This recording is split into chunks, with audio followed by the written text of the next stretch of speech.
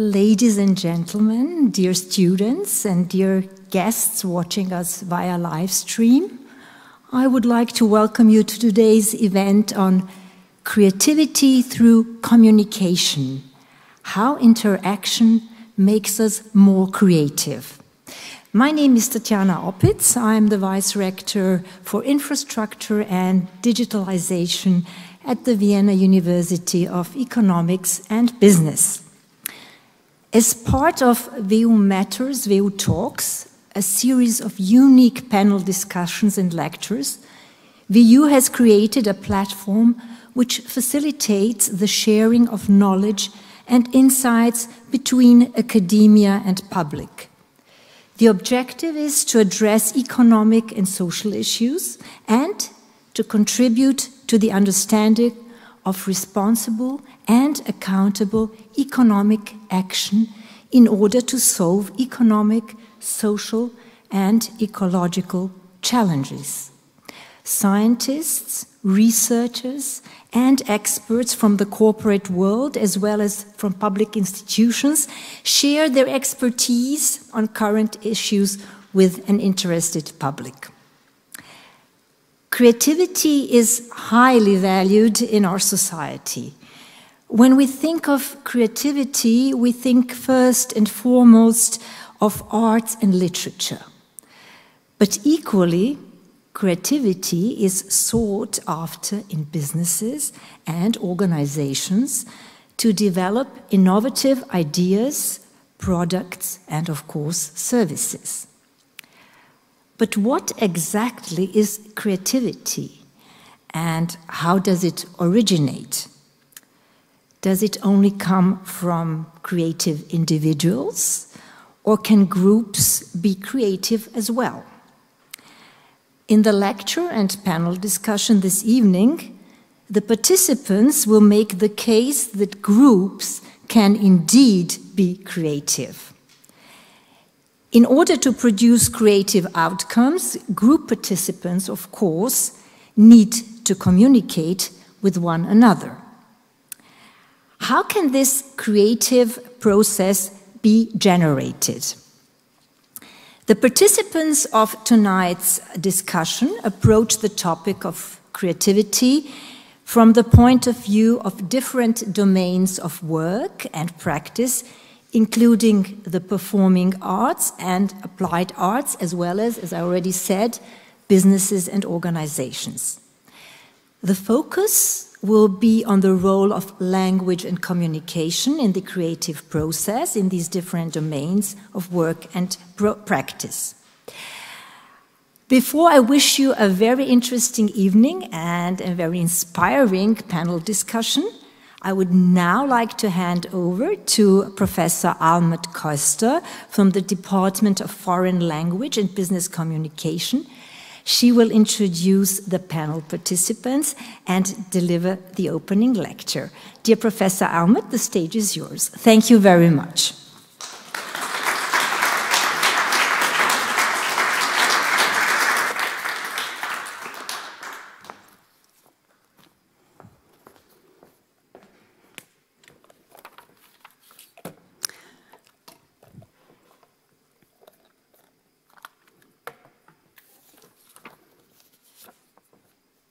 Thank you very much, Vize-Rektorin Oppitz. Thank you very much to my audience, both those in the room and those who are joining online, for joining us this evening. And I'm also pleased to welcome 4 members of my panel here who will come up to the podium after my brief opening lecture for a discussion of the topic of creativity and communication. I will introduce them again later, but just very briefly, we have my colleague, Professor Gerd Speckbacher, who is the head of the Department of Strategy and Innovation at WU, here at WU. Professor Sabine Kirsch-Feusner, who's professor and chair of English Literature and Cultural Theory at the University of Salzburg. Nico Weiss, who is a practicing architect, also from Salzburg, and Franziska Strohmeier, who is a musician, a violinist, who is also, I'm very pleased to have both of these practitioners in different areas joining us tonight.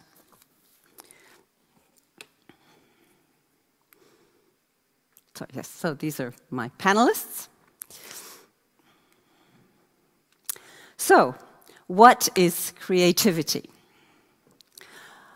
Until at least the Renaissance, creativity was not considered to be a human capacity, but something divine, God as creator. Nowadays, we think of creativity as a uniquely human faculty. Or perhaps, with recent developments in artificial intelligence, even something machines are capable of.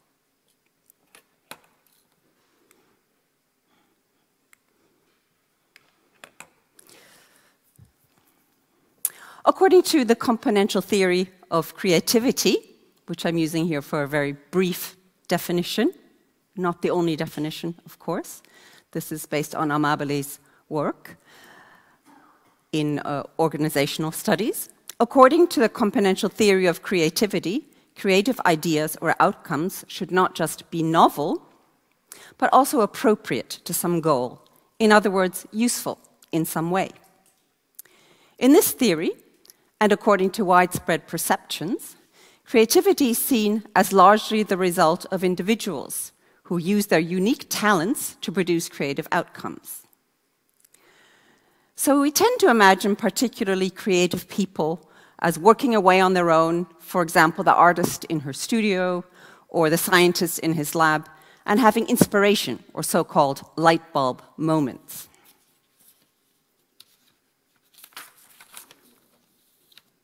However, in real life, and especially in professional settings, creative results, more often than not, come about from group efforts. In fact, there has been a recent turn in research towards a more social perspective of creativity, focusing, for example, on group creativity. For example, in the research of Sarah Harvey and Thompson. So Thompson, in a 2018 article, proposes to rethink organizational creativity as, I quote, emergent from and situated in shared practices or activities. This would mean that creativity is at least in part a form of shared practice, as opposed to a product just of the individual. But how exactly does group creativity come about? Clearly, this can only happen through communication. And communication happens not exclusively, but to a large extent, through language. So in this brief talk, I would like to show what my area of research, language and linguistics, can contribute to an understanding of creativity. The focus of my research is on spoken communication in the workplace. And in my recent research, I have looked at transcripts of actual workplace conversations, such as meetings, but also other types of interactions, as I will show you, for examples of creativity, both in the language the speakers use and in the way they try to get something done through language. I would also like to show how my research on language and creativity connects with some research in organizational studies on group creativity.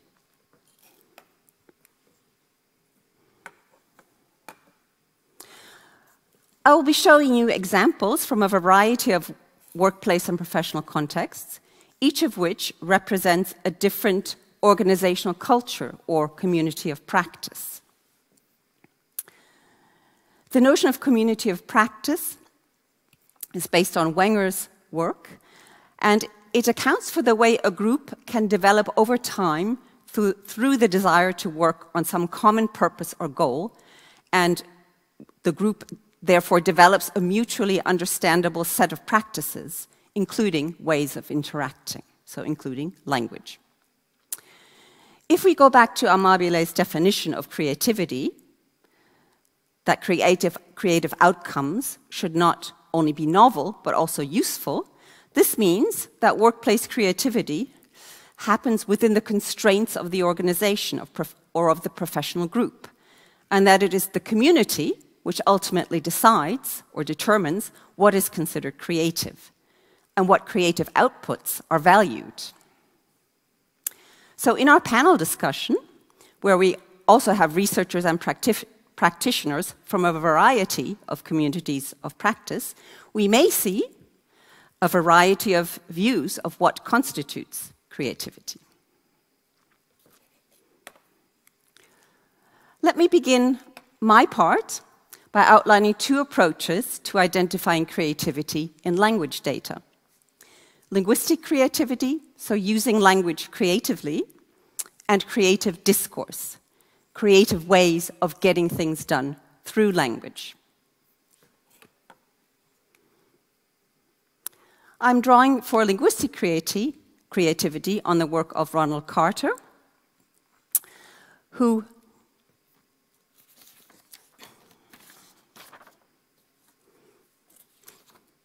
argued that creativity is not only the remit of very talented individuals, but that everyone is capable of creativity.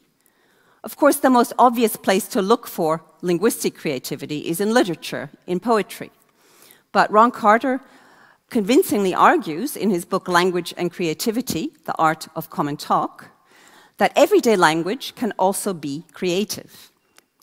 His view is that, and the quote is on the slide here, linguistic creativity is not simply a property of exceptional people, but an exceptional property of all people.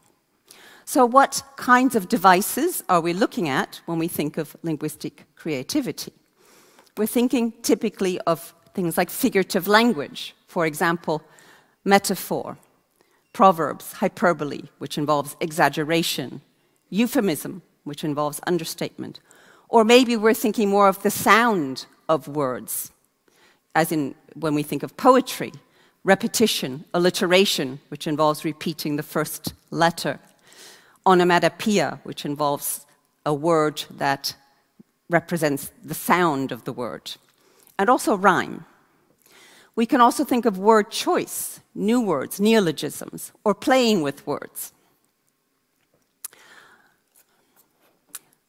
So let's look at an example, not from everyday conversation, but from workplace conversation, and this is from data that I collected in a startup. So this brief extract is from a meeting. It's a weekly meeting where the two co-founders, so that's E and D here, and their team, so their heads of division, meet to discuss current issues and to try to solve any problems that might have arisen. So it is now February, and in this example, E and D, the co-founders, joke about how sales have not been that good so far this year. So I'll just read this extract. Is that like floating? No, that's probably underfloating. No, that's underfloating. That's sinking. Okay, here we see the use of the metaphor of a ship, either floating or sinking, or perhaps a person floating or sinking. So in addition to playing with this metaphor, we also have a kind of sound patterning with the repetition of the words floating and sinking, creating almost a kind of poetic effect. So that's an example from everyday language of what I would say is actually quite creative language. Let's turn to creative discourse. So as I said, creative discourse involves getting things done through discourse, getting creative things done through language. Now, by discourse, what we mean is not just individual words or expressions, but longer stretches of text, and in particular, with a focus on how language is used in context. So creative discourse can be realized, for example, by solving a problem in an original way, which may involve creative reframing, which I'll show you an example of, a couple of examples of in a minute. Or it could involve combining on different genres, on different text types, or different domains in novel ways. In my own data, I came across an example of a technical procedure, a printing process being explained, being described like a story. I don't have that example here, but I'd like to show you some examples of creative reframing.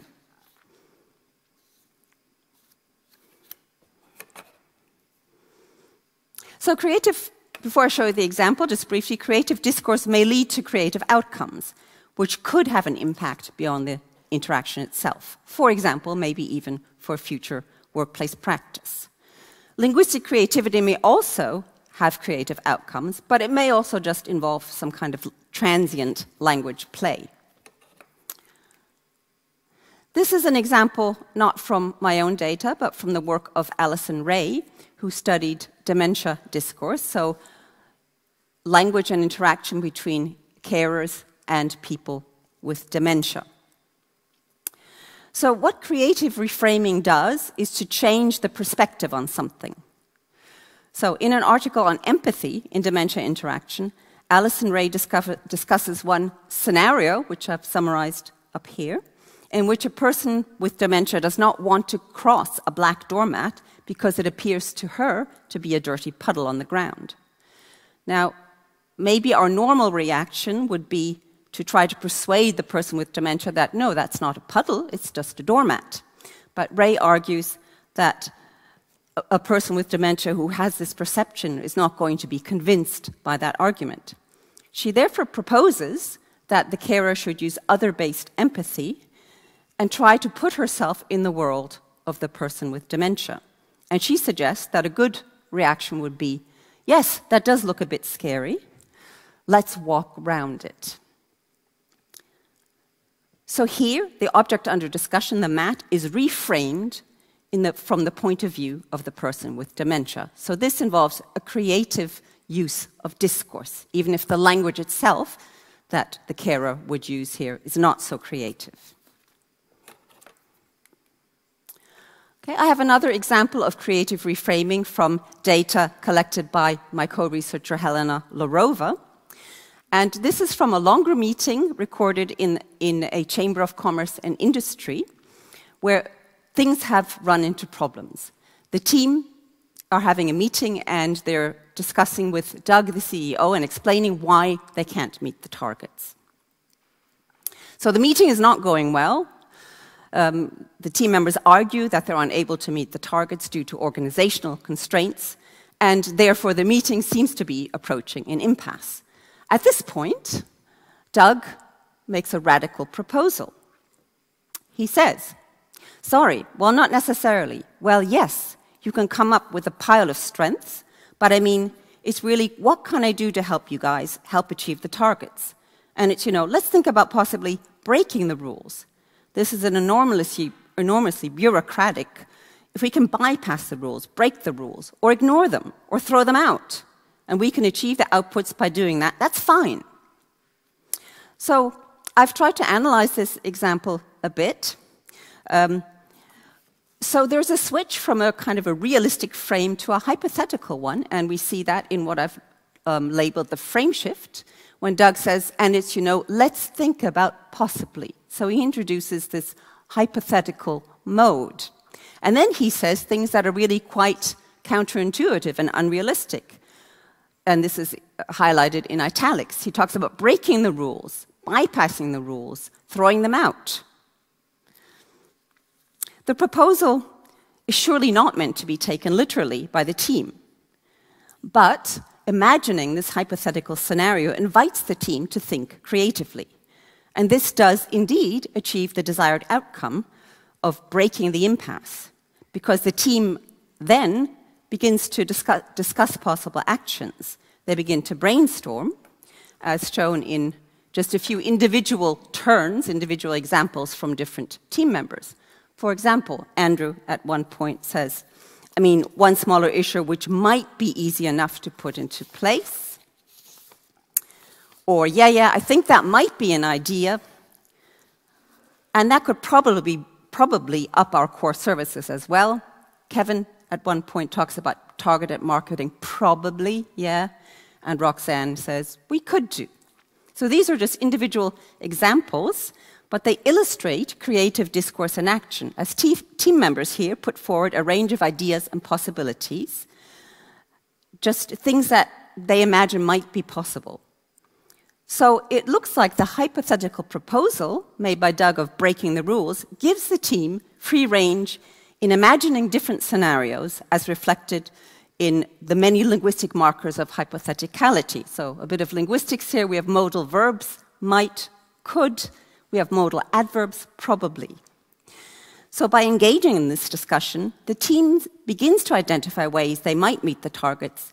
The impasse has been broken in a creative way, and indeed by the end of the meeting, there is a positive outcome.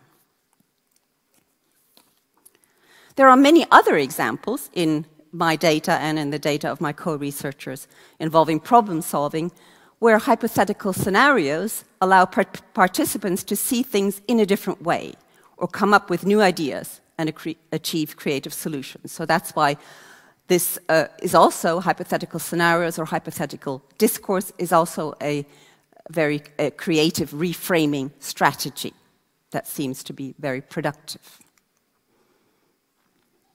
I'm coming now to the third element that I think is important when we look at creativity in conversation and spoken discourse, and that's the notion of alignment. So alignment is about the relationship between the people who are interacting. So it refers to the speaker's relationship, their attitude, their stance towards one another. So alignment can be convergent or it can also be divergent. If it's convergent, then the speakers are closely aligned in some way. They might be in agreement, or they might feel close or empathetic towards one another in that particular moment of interaction, for example, by sharing a joke. They'll certainly feel that they are equal participants in the interaction. If alignment is divergent, there might be a large power difference between the speakers, or they might be in disagreement, or they might just not feel much empathy towards one another. So why is alignment even relevant for creativity? Well, first of all, it's relevant because I'm looking here at spoken interaction, and therefore it's always important to take into account what the relationship is like between the speakers. But furthermore, some research in organizational studies has shown that democratic leadership, as well as a positive group affect, can promote creative outcomes. So I believe that the notion of alignment reflects these aspects of group dynamics in relation to creativity. And I and my co-researchers have also found that frequently we get creative outcomes together with a close or convergent alignment between the participants. So if we go back to our three examples, remember example one was from the startup, the kind of metaphor about the floating sinking ship. We can say that there was certainly convergent alignment between the speakers. The two co-founders mutually acknowledge that things are not going that well. And they also seem to align themselves in their willingness to joke about this.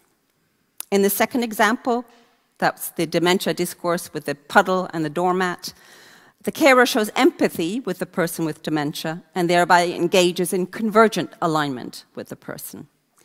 In example 3, from the Chamber of Commerce, the last example that I talked you through, alignment between the team and the CEO is initially divergent because the team are saying they can't meet the targets. But it then moves to convergent alignment after the impasse regarding meeting the targets has been broken through the discursive reframing device of a hypothetical scenario, which enabled the group to brainstorm creatively. So to pull this all together, we have a model. So in a forthcoming book on language and creativity in workplace discourse, my co-author, Michael Hanford, and I bring together these 3 dimensions of creativity into a model of creative workplace discourse. So on the horizontal axis, we have linguistic creativity, on the vertical one, creative discourse, and the third dimension is alignment. So this model allows us to map any interaction according to these 3 dimensions and to see what the relationship is between these aspects of creativity. For example, an interaction might have a lot of creative language, so it would be high on linguistic creativity, but not any creative discourse, so there might not actually be any creative outcomes. On the other hand, the language used might not be very creative, but there might be a lot of creative discourse, for example, creative problem solving. Also, the alignment might change during the interaction. For example, it might be divergent at the beginning, as in the case of the third example from the Chamber of Commerce team, and maybe ending with convergent alignment if a mutually satisfactory solution has been reached. So the squiggly line here is supposed to represent one possibility, actually not a very positive one, where at the beginning of the meeting we have lots of creative language, lots of linguistic creativity, creative discourse, and convergent alignment. By the end, there's no longer any linguistic creativity, there's no creative discourse, and there's divergent alignment. So this is kind of the worst of all worlds, what you don't want to happen. But this is just an attempt to kind of bring these things together into one model. And that's something we're still working on to see if we can find any relationships between these three dimensions. Finally, I would like to show you with a few examples how our research, so my research and the research of my co-authors on language and creativity in workplace discourse relates to research in creativity from organizational studies, thus bringing together two different types of research on creativity, because we all are, after all, at a University of Economics and Business.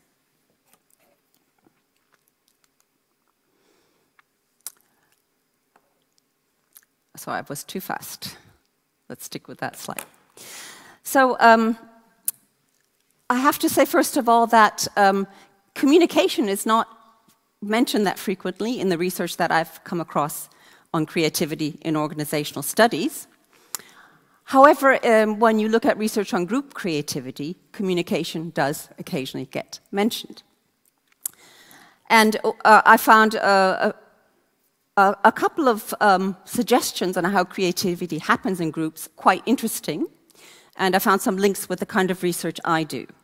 So in an article by Hargadon and Bechke from 2006, they propose 4 types, I'm only dealing with 3 types here, of social action in group problem solving that they argue can trigger moments of collective creativity.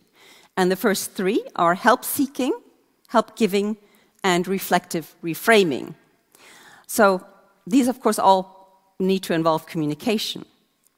And I could identify these 3 types of social action in the workplace meetings involving problem solving that I analyzed. So in problem-solving interactions, people often asked for help or offered help, and very often this would lead to solutions to the problems. I'd like to focus in particular on reflective framing, which according to Hargadon and Bechke occurs when participants in social interactions make new sense of what they already know. So I think that the creative discourse device of hypothetical scenarios can provide opportunities for reflective reframing by allowing participants to step back from the here and now and imagine alternative scenarios. Hypothetical talk can trigger such new sense-making and may lead to creative problem-solving. So this can be seen particularly clearly in the Chamber of Commerce and Industry example, where the team are having trouble meeting the targets.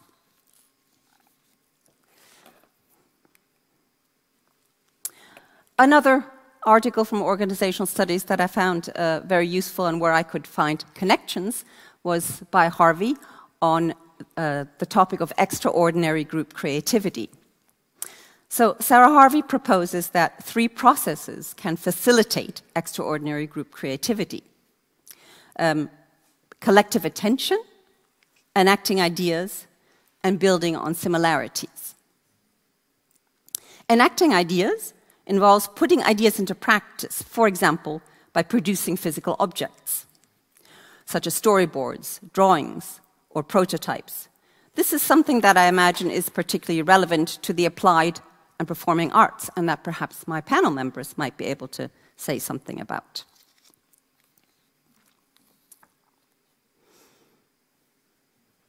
I'd like to focus on the third process, building on similarities. Harvey suggests that analogies, so comparing one thing to another, can play an important role in this process, as they can be used to connect otherwise disparate ideas. So the role of group interaction is certainly important here. Analogies can help group members reframe their own knowledge in terms of another's experience. And analogies are actually often expressed through metaphor, which, as we have seen, is a creative linguistic device. Let me illustrate this with an example. So this example is from an internal sales review meeting in a foam manufacturing company. And one of the sales administrators, speaker 4, raises a problem that has been occurring with the sports mats that the company sells. So we have speaker 1, the managing director, and speaker 4, the sales administrator, in this part of the interaction. There are more people present.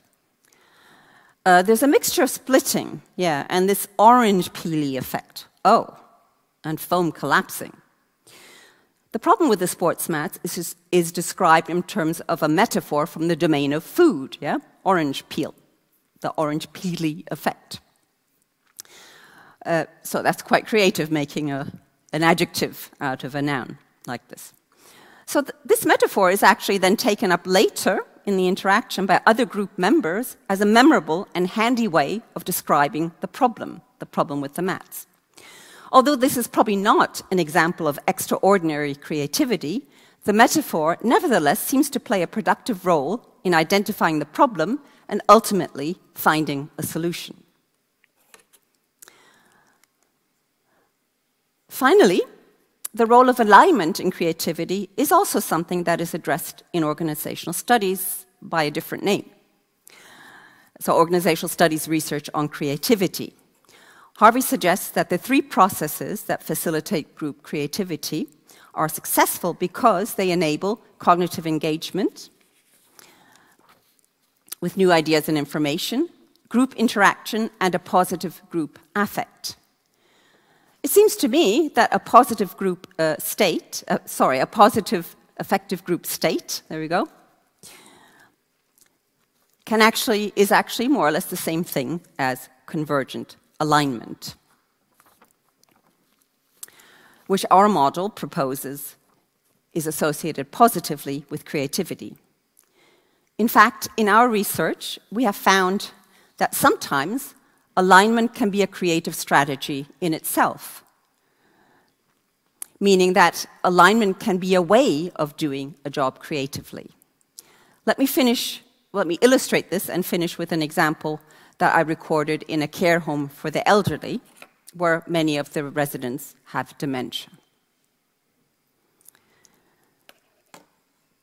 So in this example, we have a resident and a carer who spontaneously sing to each other. I'll try to recreate this. It sounded something like this. Hello, darling. Hello, darling. Well, hello, sweetheart.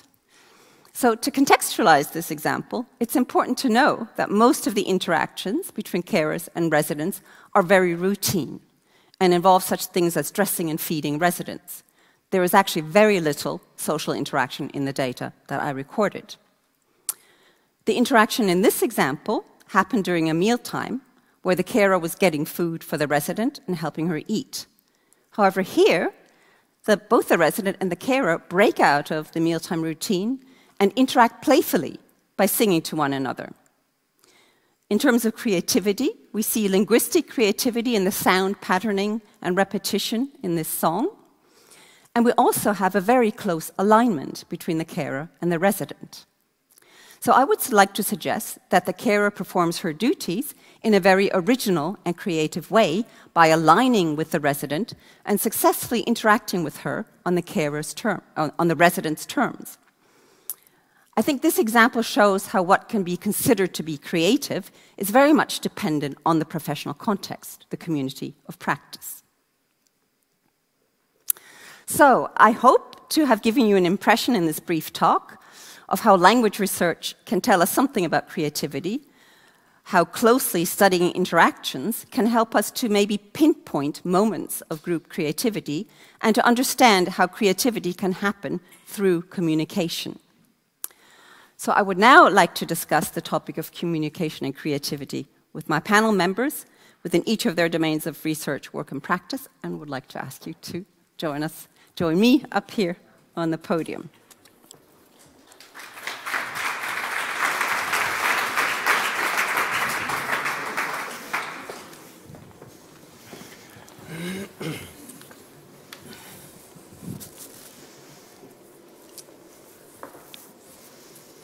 Just catch my breath for a minute before we continue.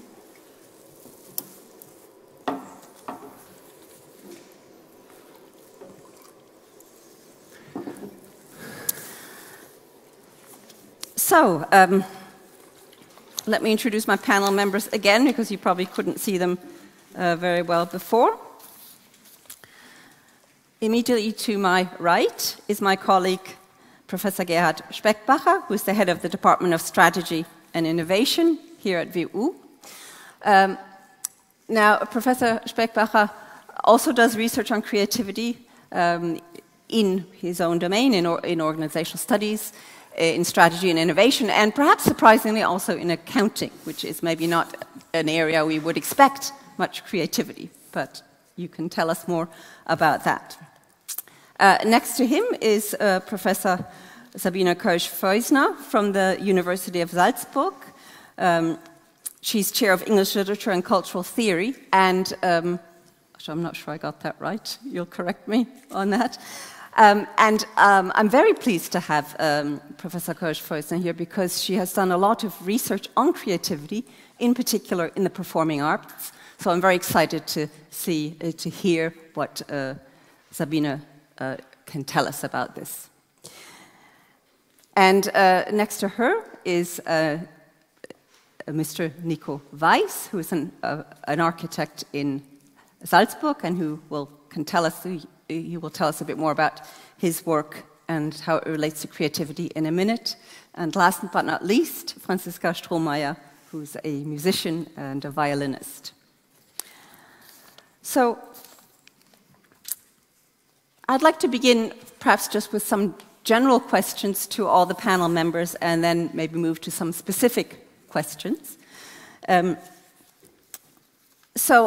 like to ask first how you would define creativity in your own domain of work, and especially how creativity is relevant or important for your research and or your work, and yes, so what role it plays. So perhaps I could just ask for a brief response from each of you, whoever would like to begin. Gerhard, or continue with you? Or? Go ahead. Should I? Yes. Okay. In terms of definition of creativity, I think we use the definition you cited. Emma Beil is our hero in creativity research, Theresa Emma Beil, and she used that definition. And the problem with definitions is that they not always make everything clear.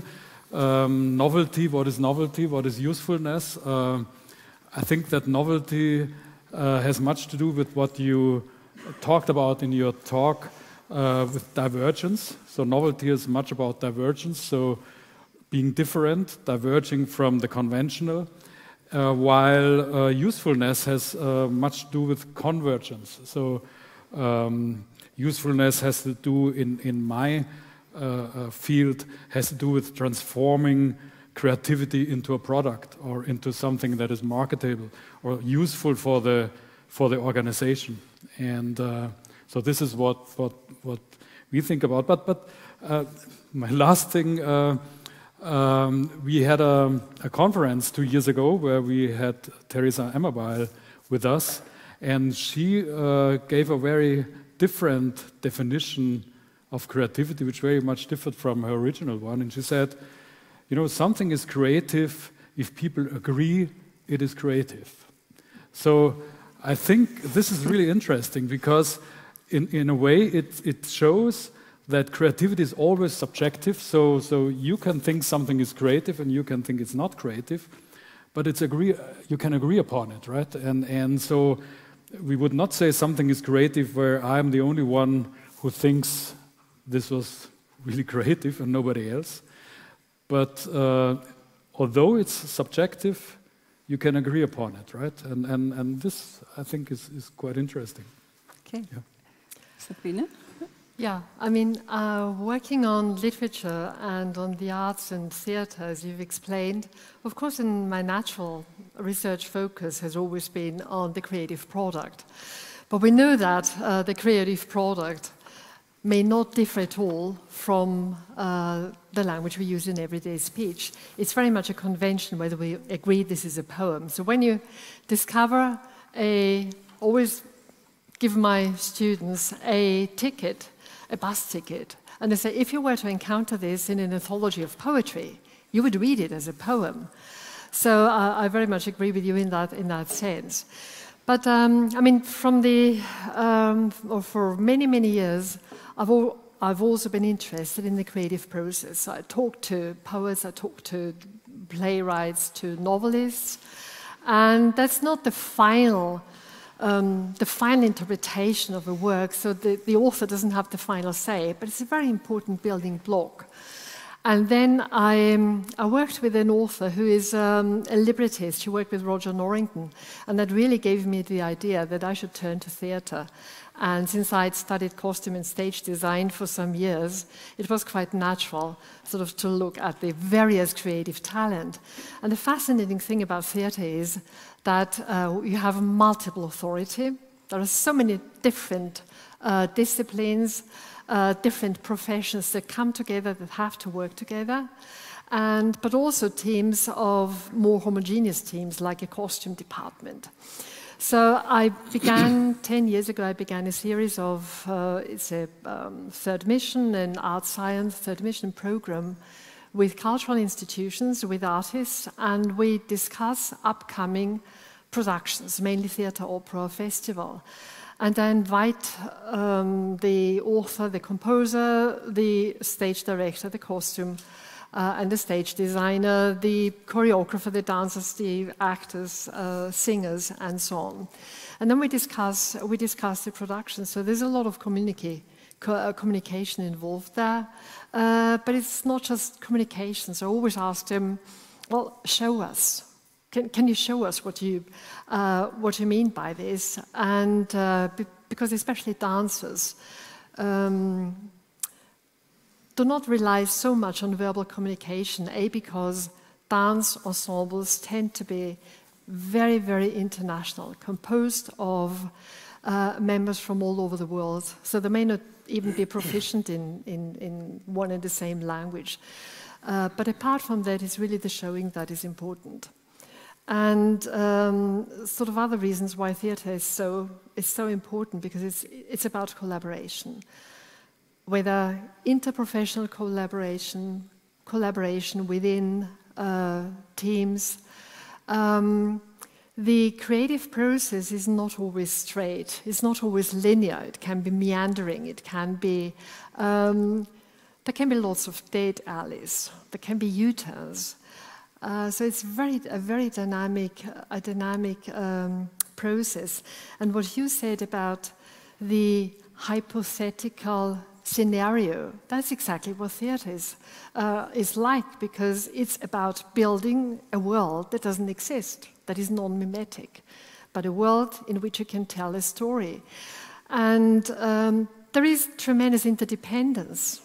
Unless all professions, all roles collaborate and have a shared goal and undergo shared practices or a shared experience in the rehearsal, then it's not going to work.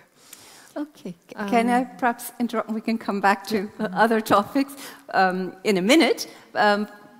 But again, to come back to the opening question, your definition of creativity from the point of view of an architect and how it's relevant for your work and practice. To me, sitting in this building as an architect talking about creativity is quite lucky. I hope I don't have to explain how important or why creativity is important. We can talk about that later as it relates to this building, and perhaps I hope I won't use the building too much as an example in order to explain things about the process of architecture. I once heard, and I might have misheard, but I once heard that Ernest Hemingway said that you don't have to be a good writer, you have to be a good editor. And this very much describes the process that I go through in my daily practice, where a sort of an iterative process of intuition and then testing and dominates the creative process. So you try to use your intuition to find a solution.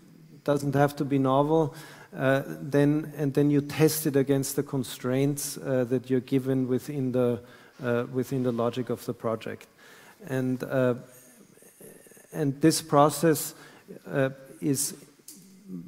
decreases as the project unfolds. Once you get into construction processes, you still have to insert creative ideas into once you're standing at the construction site. But you're always engaged in a group effort of creativity.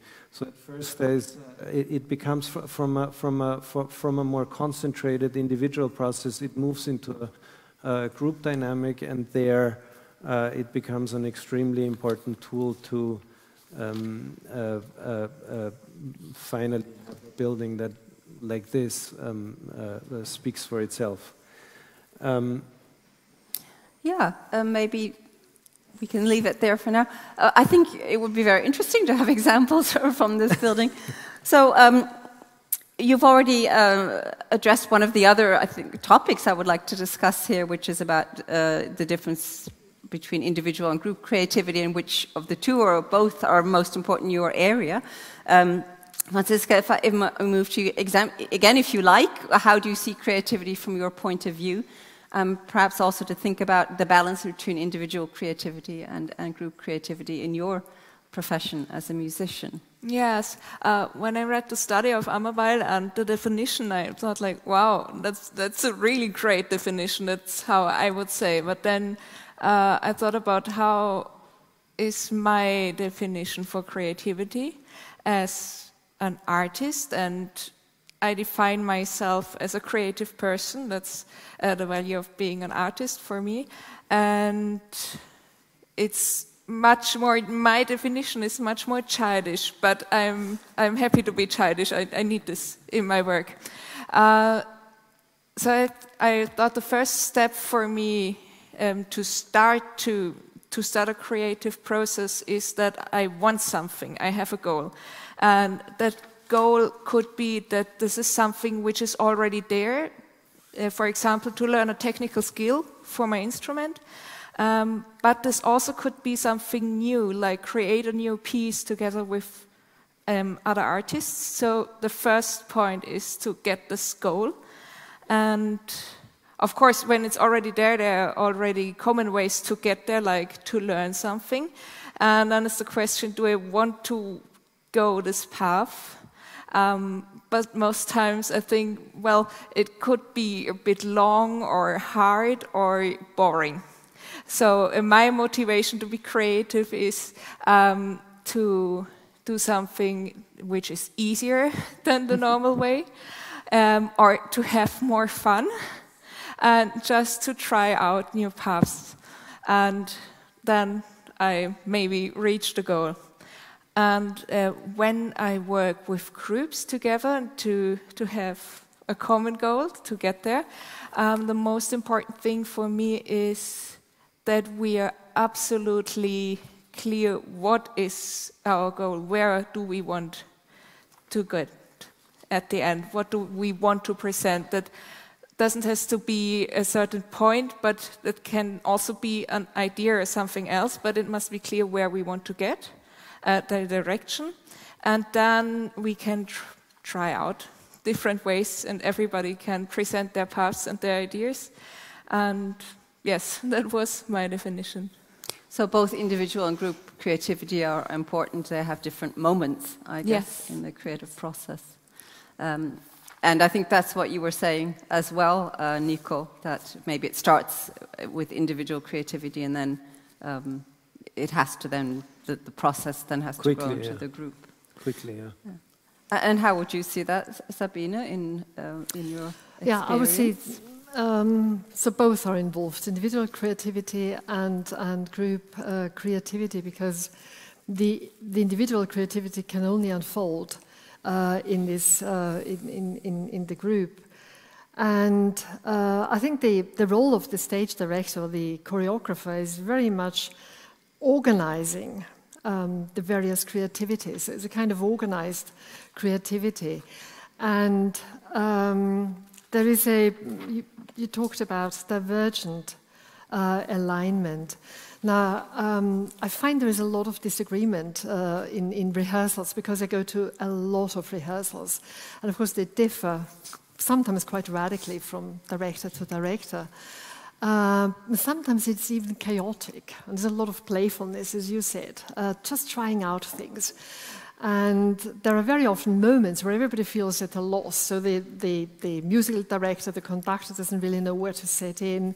The actors don't know where to move, where to shift a prop and so on. But somehow it magically works out.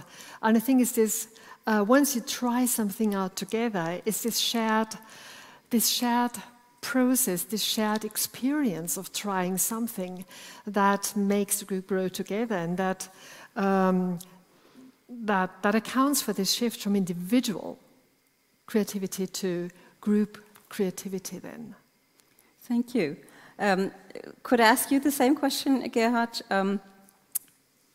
Because I know this is something you've thought about. What is group creativity? Does it consist of the sum of individual creativity, or is it something that goes beyond that? Yeah, so first of all, in my field, which is science, I think when we think about creativity, we very often have in mind an ingenious like Einstein or people like that, and we think creativity is the job of extraordinary people who are geniuses, right?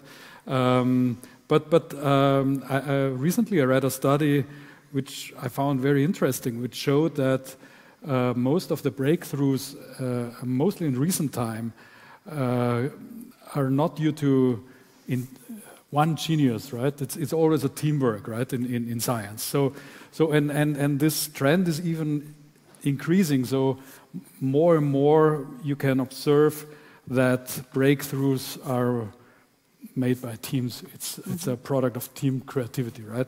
So teams are very important. So but the main question then is, as you said, what makes a team more than the sum of the individual efforts, creative efforts, right?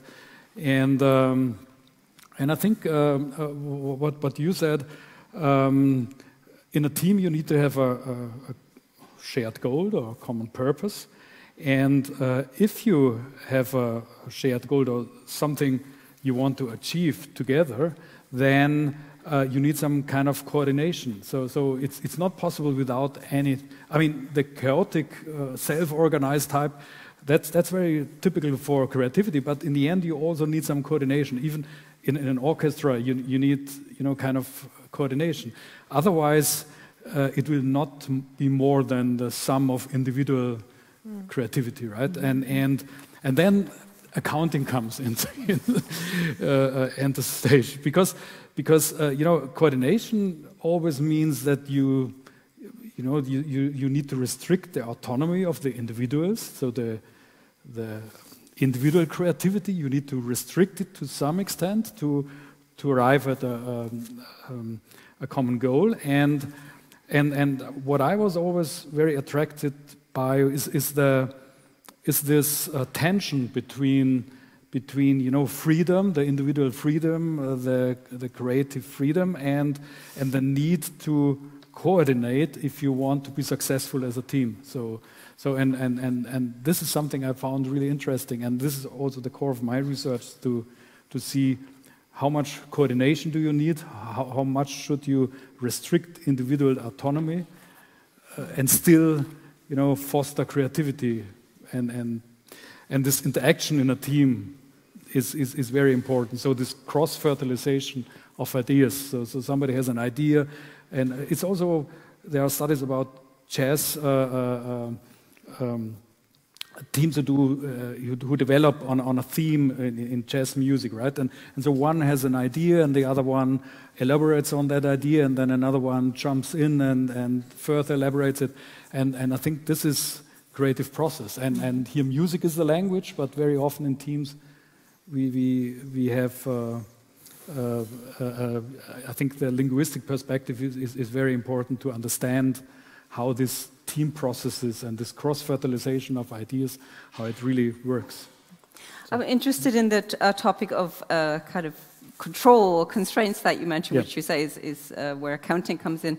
And I think in architecture as well, you have a lot of constraints. So, Nico, could you say something about how that works and what is the balance there between constraints or the relationship? I try to embrace them as much as I can, because I think they're the best tool we have in order to test an idea. In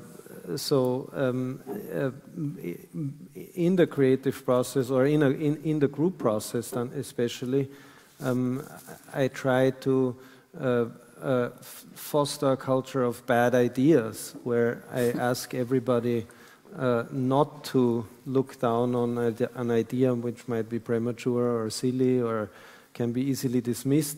And then these constraints help architectural problems always have constraints of site, program, budget, building technology, you name it, where the entire process is just riddled with constraints. And the challenge is to find a way through that. And if you manage to use them as a tool in a group setting in order to crystallize the best solution, then I think it's hard to argue against the architectural result in the end. So for me, I've always tried, for me personally, you probably get as many answers as there are architects in the world, but for me it's always been a welcome set of constraints in order to jumpstart my creative process. Thank you. So if we maybe go a little bit into the different areas of work a little bit more. Franziska, I wanted to ask you about the different, you've already kind of described how you see the process of creativity in your work, but I guess there are also different types of interaction where you might be creative for example, one might be in the interpretation of a piece. I think sometimes you also work with composers. Yes. So could you maybe talk a little bit about the difference maybe between those two things, interpreting a piece and then working with composers, or maybe you're actually involved to some extent in the composition process in certain examples? Yes, I like to. When I work with a lot of different composers, and they also work very different. Some like it to involve me as musicians at a very early stage, that I come to them and we try out together what the composer has already written. And that's a very sensitive moment because the piece is not ready already, so I maybe at some point are able to destroy the idea of the piece because I say that doesn't sound very well, or that's not a good idea. And in the same way, it's very difficult for me also because I haven't seen the music before, and I have the duty to play the music which the composer has in his head perfect. And I have never seen it, and should maybe play a very technical, difficult piece. So we are both on paths which are very,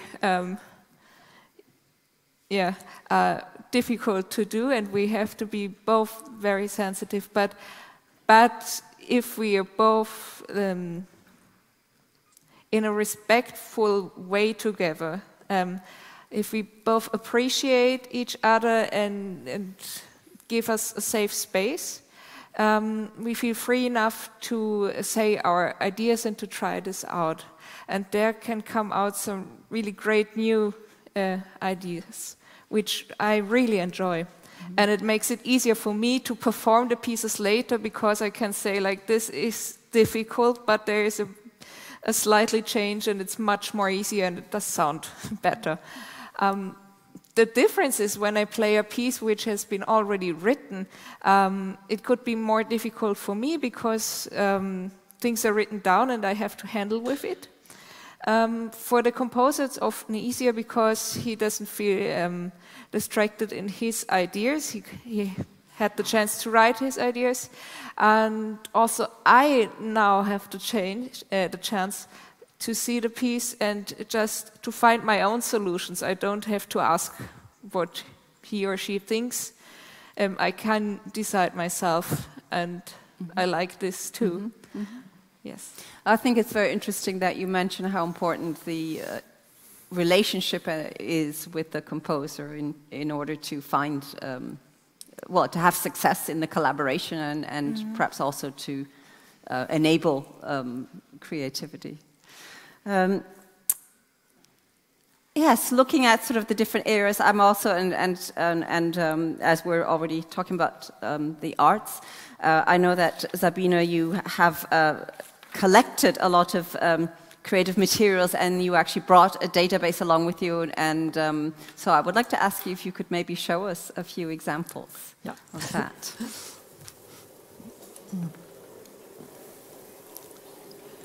So that's the hour of truth. Do you go to the theater? Yeah, let's hope it all works. Technology.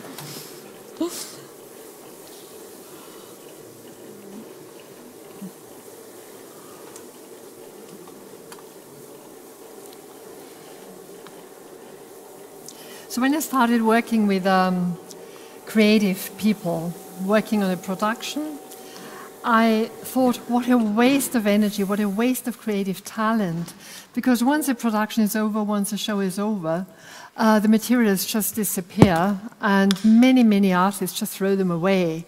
So I began to collect materials and I began to think about a database. I thought that would be really necessary sort of to approach productions in a scholarly way, in a systematic way. And so after 10 years, this is what I've come up with.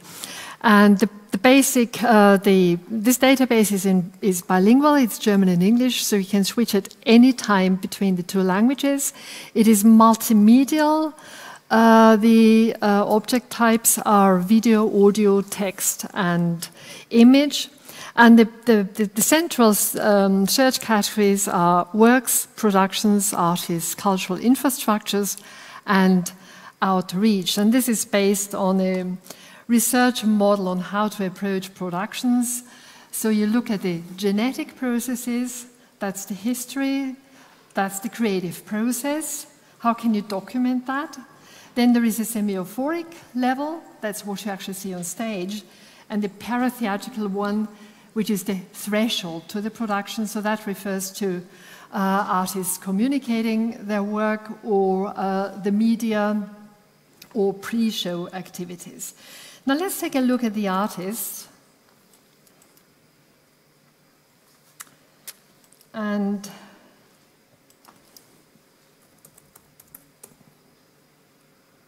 give an example here, Reinhard von der Tannen. He's a costume and stage designer. And those are the productions that we've got in the database and where he gave me materials.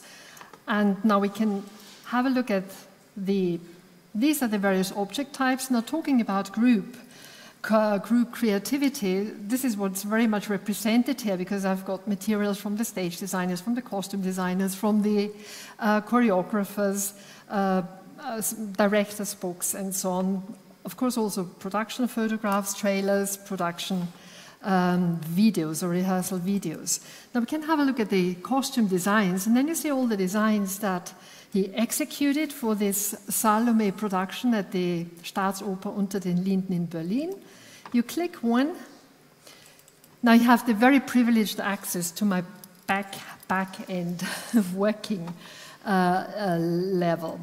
You can, of course, have a sort of take a closer look at this. He's a great artist in addition to being a great stage designer. And then you can walk through the database by clicking any of these categories. Now that, of course, was sort of quite a challenge to figure out the metadata that you need in order to represent the information you want to communicate and also to link all the materials. So when I click Hans Neuenfels, the director, and then I get the productions where Hans Neuenfels contributed. When you are interested in productions, and I'm just trying to show you what you can do with this, we can, of course, trace the creative process of an artist for a production, but also compare various productions. When you go to productions, and then again you can just either look at all of them and scroll down. They are in alphabetical order.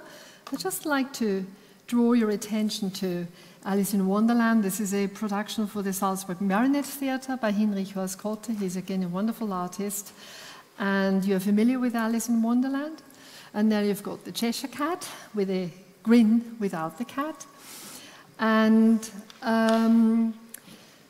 so those are the materials. Now what is very interesting is that sometimes I get 300 costume designs just for one production. Of course they're not all realized, but what is discarded is equally interesting for tracing the creative process than what is then actually used. You can also find out where artists, or those are the stage designs. I mean, just to give you an idea. You can also compare productions. So when I go to works, and let me just put in Othello, then I get all the productions they are in different genres. So we've got one for the Salzburg Easter Festival, which is the Verdi opera. We've got materials for a stage for the Shakespeare production of the Schauspielhaus. So those are the materials again.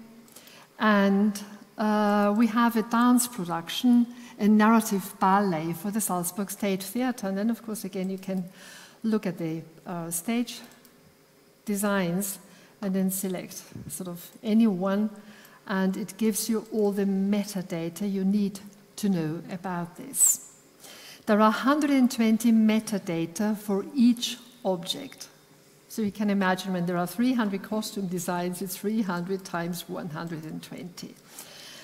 And of course, you can also compare productions of the same genre. I'm just showing you Hansel and Gretel. So there we have one for the Komische Oper Berlin, we've got one for the Salzburg State Theatre, one for the Marionette Theatre.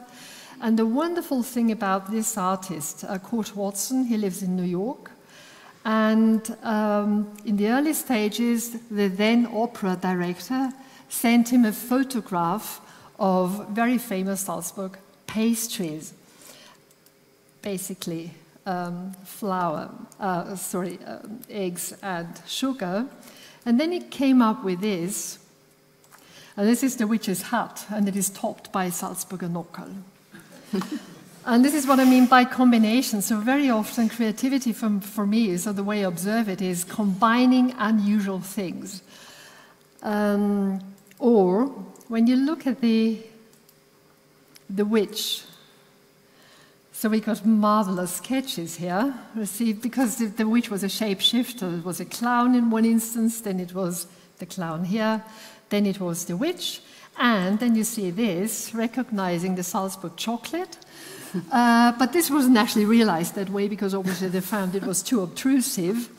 But the wonderful thing about the materials that I was given by Kurt Watson is he sent me sheets of paper with clippings, with photographs, and those are the costume design resources. So this gives us access to the inspiration where he got sort of the idea for his designs. Now these are the resources for the witch. Or I always ask my students, what color is the Sandman? You know, there is a Sandman in the Humperdinck opera. What color is the Sandman? What would you say? Any idea? Beige. No, yellow. No. The Sandman is red. Why is the Sandman red? Because, and I would go to the costume design resources, and there you see where the color comes from. That's the poppy, and the poppy induces drugged sleep. So, and then we have the production photographs, so then you can see the actual costume on stage. So the color is a bit strange here. But so we can trace a costume from the design, from the resources, and then see the production photograph. And I can, so just to give you this, the Sandman isn't always red. When you go to the advanced search, and then I enter Sandmännchen,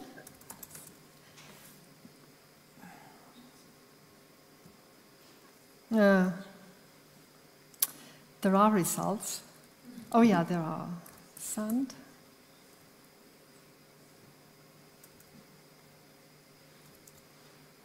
Yeah, there we are. So you get those three from the Salzburg State production at the horse riding school. And this is a lovely one. So they've got a blue Sandman by Hinrich Horst Kotte for the Salzburg Marionette Theatre. You probably know him because he's worked a lot in Vienna. And the interesting thing is, this really resembles him. So this is almost a self-portrait. So it's also very interesting how artists sort of design the costumes. Is there some time, or should I stop at this point? As we only have 15 minutes, it might be a good place to stop. I think this is wonderful. It just shows us just how multi-layered just this topic of creativity is, because even just one little thing like a costume, which is just a small part, right, of a production, there's such a long creative process behind it. So it's a wonderful resource for research, I would have thought, to study the creative process. Materials like composer's notation, choreographic notation, but I stop at that. Yeah, I don't thank you so much for it. I think we need a separate event to do this justice, really. So while we're still on the topic of materials in relation to creativity, perhaps, Nico, as you did mention, your impression of being here on this campus, is there something in particular that comes to mind when you look at materials in terms of practicality versus creativity, or maybe the two go together? Maybe there's an example that you could mention of the kinds of kinds of decisions that go into choosing materials. Because I assume it's not just this would be a lovely kind of stone. But I'm sure there are other things that come into it. Yes, I'll give you an answer in just a minute. What I want to remark on this collection of these costume designs is because oftentimes you see these beautiful hand sketches by architects where they tell you the story of the genesis of a given project, and I just would like to remind everybody that this is. If you look at the creative process in an architectural studio, it looks like an awful mess. Like there is absolutely no way Frank Gehry would ever show the hundreds of steps in between the final drawing and the first idea. These are highly curated examples, oftentimes drawn I don't want to accuse Frank Gehry of drawing after the fact, but architects do that oftentimes, that they produce the process in hindsight in order to tell the story of the genesis of the project. But as it relates to this building in terms of materiality, yes, of course. I mean, if you have the kind of elasticity of mind, the visual elasticity that Zaha Hadid had while she was alive, unfortunately she passed away, certain materials, and she didn't produce much architecture for nearly 20 years of her career. It was recognized in the profession that she was a highly talented architect, but it was simply not feasible to build. And only modern construction technology then developed to even make possible the kind of concrete construction that she had in mind. And concrete, as you can see, is one of the dominant materials here, simply because it is actually a malleable, elastic material that you can that is extremely flexible in the creation of very complex geometry. For her, that's a very critical. The evolution in concrete technology and concrete construction was. Her career wouldn't have happened unless this would have been made possible in the late 70s, early 80s, and you can last century. Sorry. So you can trace these material groupings through architectural history and through the work of architects, which very strongly correlate to the technical possibilities of their time. So, thank you. And while we're on the topic of kind of implementing creative ideas through materials, I know that you had one thing that you deal with in particular in your area of research is the difference between creativity and innovation.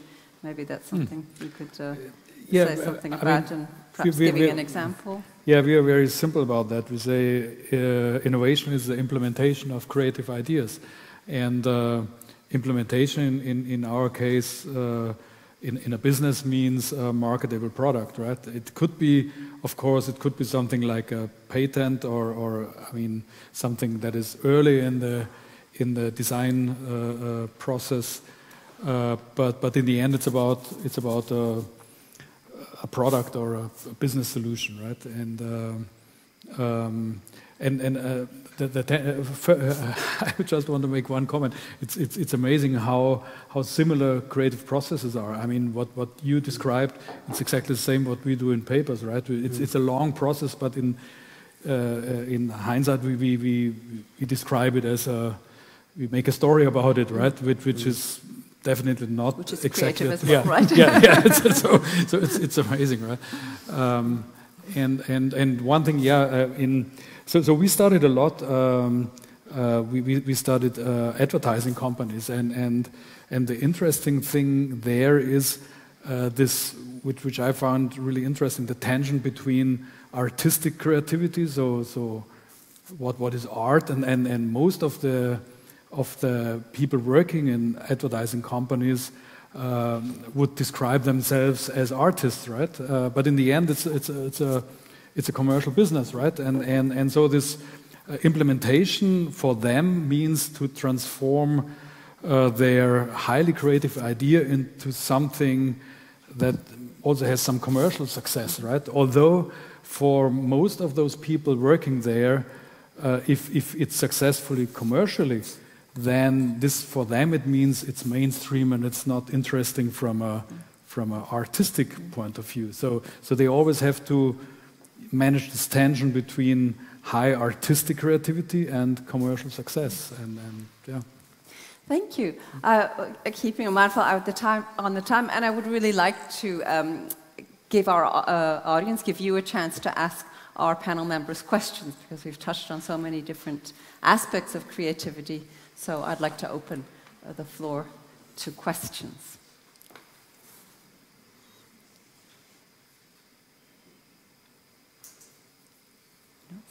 Creative silence. Yeah, Linda. Oh, I've got a man with the microphone here. Well, someone needs to break the ice, creatively or not. It's perhaps less a question than an invitation to comment from, against the background or backgrounds of your disciplines.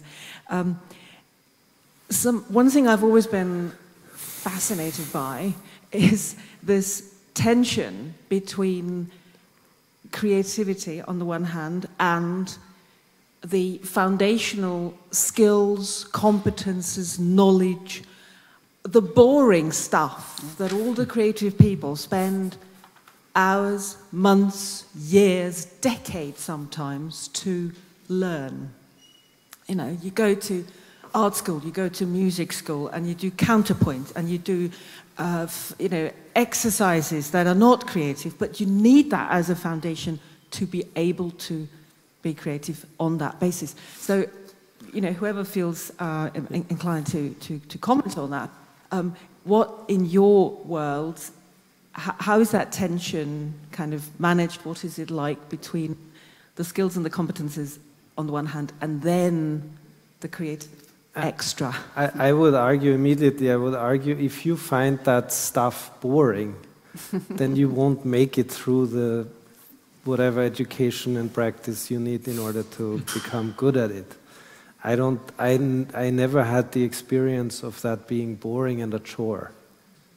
And I think Yeah, and talking about practicalities, even practicalities can be very creative, because even a costume department, of course they rely on their professional skills, but sort of when they are given a fancy costume, and they've got to construct it, they've got to devise means how to realize this costume. So that involves a lot of creative decisions as well. So I wouldn't really separate so strictly between practicality and design. Even those, and this is the advantage of production studies, even those who feed into the creative process and are not commonly considered creative, they are creative to a great extent. Or when it comes to theatre, it's always unique. It's always about things that are not there in this world. It's always, and they have to devise ways of what do you do? How do you put a sailing ship onto a stage? A wonderful solution. All they had was a whiteboard, a shaky whiteboard. And that was wonderful because it gave the actors a chance to be on this wobbly ground. But they sort of marvelously created the impression of a ship, even in a sea storm. I wonder what you think, Franziska, as you, of course. I'm sure you spent hours practicing, yes. So how would you answer that? Yes, I really love the question, and I love to answer to this question because I've thought of this before the discussion, and it's like, for me, it's like 2 steps of creativity. And one step, when I learn something on the violin, is that I learn the technique, I learn to get the technical skills for it. And for that, it needs hours of practice. And for me, they are sometimes boring when I have to practice scales and flats and double stops all the time. Yes, but if I practice a difficult piece, it's so difficult, and there is not a common way to get the knowledge how to play it, because my body and my violin are 2 parts of the third part with the piece who are different to everybody else. And I have to find a creative way how I learn myself and how I learn my instrument the way. So there is a first step to be creative, how I can learn this as quick as possible, but also as safe as possible. And when I reach a moment when I can watch my hands just doing it, I feel comfortable and calm, and I watch them playing. Then I can start to be creative because I'm free enough and calm enough. And I enjoy the moment when I see, now I can do this, and now I can every evening when I play it in concert, I can try things out and react to the room where I'm playing in a different way, or to the audience, or how I feel, or to the weather. When that moment starts, I did my work before, and that's the two different sorts of creative work. Thank you. That's a wonderful insight into your work. So I think we have time for another question. I think one question here first, and then hopefully we'll have time for a third. Thank you very much. Previously, cross-fertilization of ideas. My question concerns how far should bounds be set to achieve common focus before creativity is diminished? Could you perhaps repeat the question? Yeah. The question is, and I'll go on to explain it a bit further after, how far should bounds be set to achieve common focus before creativity is diminished? So how far should the balance be set, the balance between... Not the balance, rather the bounds. We speak about creativity and so we speak about achieving yeah? the bounds, the construct. Yeah. We speak about the boundaries. So are you addressing this, the topic of constraints? What role do you... Yes, the topics of constraints, because we speak about creativity and we speak about achieving specific goals in theater, in business, in architecture, in music. But all of these themes should achieve a specific goal. Yes. And for the goal to be achieved within a team, boundaries should be set up. So how far could I achieve or put boundaries or not so before how the creativity? Flexible can they yes, be? Because at some other point, such as in accounting, there's such rigid rules that creativity is hard to achieve before... Creative accounting. It's not really achieved. Okay, I think that I understand the question. Who would like to address that? So kind of what is the balance between achieving a goal and having some creative room in a way? Yeah. Can I just make a short comment on it? Because, you know, when we work in research with PhD students, so the worst thing you can do is to tell them everything is possible. Just think about something very creative, but there are no constraints, right? So very often constraints foster creativity, right? And also for myself, it's very often it's easier to be creative within well-defined constraints than without any constraints, right? So there's also a nice quote from Teresa Emmerbal. She said, "If you want to have creative people, don't tell them how to climb a mountain, but you have to tell them which mountain they have to climb," right? There's also when they ask people in the theatre, directors, because there's always this complaint there's not enough money. And then ask him, I mean, what would you do if you had all the money in the world? They don't know. There is silence. There is silence. I'm not pleading for poverty in theatres, but constraints are really important. And that's what theatre is all about. You know, it's not just the budget, it's the venue, it's the audience, it's the... there are so many constraints, and they are important. I think if you give somebody everything, then it's not a soil for creativity. I think we had another question over here. Yeah, I think. Thank you. I would like to have your opinions on all of you of this moment in a creative process where, in a way, you get stuck. It doesn't move anymore, and somebody breaks the system, turns it inside out, deconstructs it, and you do start with a complete opposite idea or the complete opposite way of doing things, if there's any experience with that. Yeah, I can try to take that.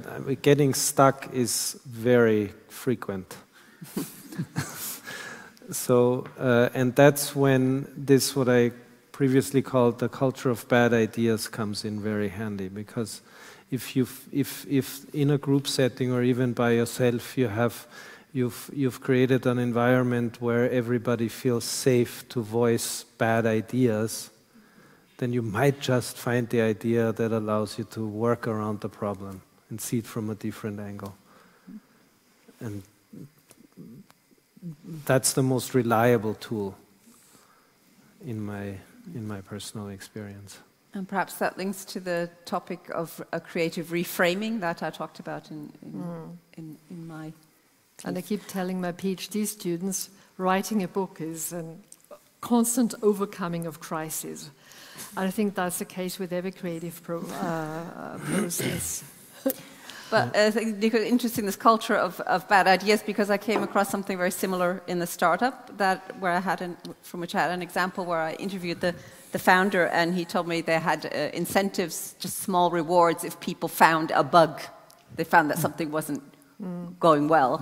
They were actually rewarded for identifying it, rather than, the normal reaction would be, let's not talk about it. So that rang a bell with me. Okay. Are there any questions online? No. So any other? Yes. Go ahead. Would you like the microphone? Okay, you have a loud voice. Stress and creativity, are they friends or are they antagonists? Okay. Stress and creativity, friends or antagonists? Yeah, most people get. I think even one great poet said, the most important driver of creativity are deadlines. Theatre is a wonderful example. So I guess we should all stop complaining about deadlines.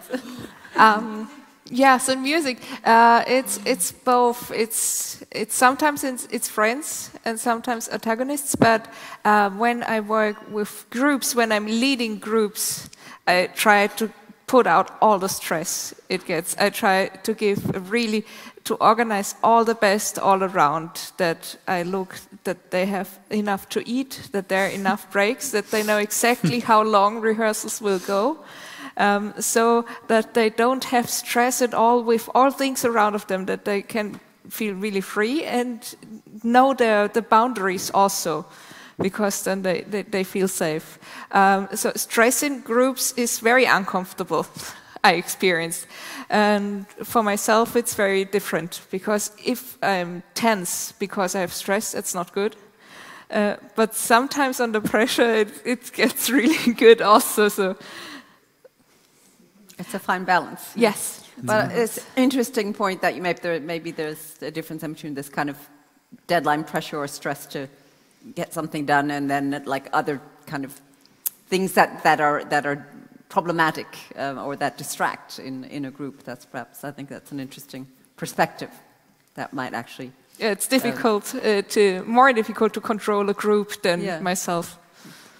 Okay. And I think pleasure. I mean, to do something where you feel some joy is very important for creativity, right? So if you have negative emotions and feelings, then I think it's not good for creativity. So you have to somehow you have to enjoy it, right? And and this is also so important in a work environment. And what I think is also very important is creative confidence. I mean, you need to be confident to be creative. Not only because you said many ideas are obviously not good ideas, and still you should speak up. But I think what people very often lose during their education is this creative confidence, and very often people are trained, like also we sometimes train people to solve clearly defined problems, and everything which is out of that